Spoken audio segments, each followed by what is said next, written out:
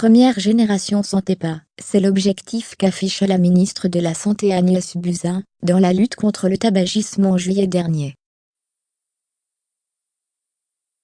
Le 1er novembre, l'opération Moins sans tabac sera renouvelée pour la seconde année consécutive. D'ici 3 ans, le prix du paquet de cigarettes devrait augmenter de 40% pour enrayer les 75 000 décès causés chaque année par le tabac. Les pouvoirs publics font de la lutte contre le tabagisme une priorité.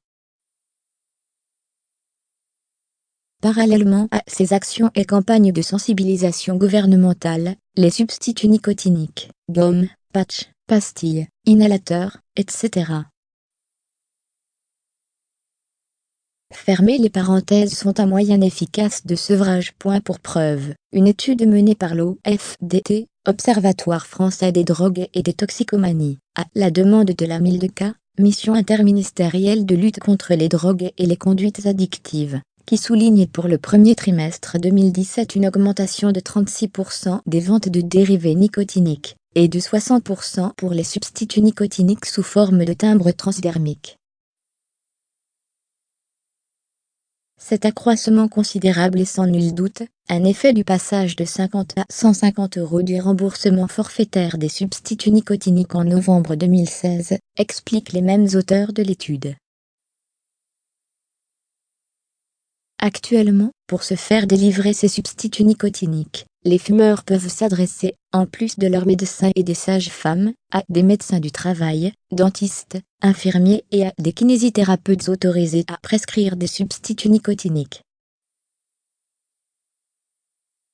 Dans cette dynamique faisant suite à la loi du 26 janvier 2016 de modernisation du système de santé, pourquoi ne pas autoriser d'autres professions telles que les docteurs en pharmacie, des parapharmacies, titulaires du même diplôme d'État que leurs confrères pharmaciens? Ces professionnels sont à même de délivrer des conseils et d'assurer un suivi du sevrage des fumeurs, que l'on sait vulnérables, jusqu'à l'arrêt total de leur consommation. Au-delà d'un canal d'accompagnement supplémentaire et professionnel via un personnel diplômé, la vente encadrée de substituts nicotiniques dans les parapharmacies pourrait avoir un impact considérable sur les prix.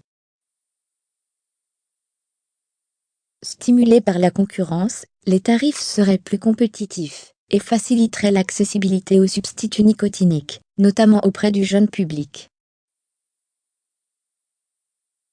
Dans cette perspective de démocratisation d'aide au sevrage tabagique, les docteurs en pharmacie des parapharmacies expriment la volonté de pouvoir proposer à la vente des substituts nicotiniques.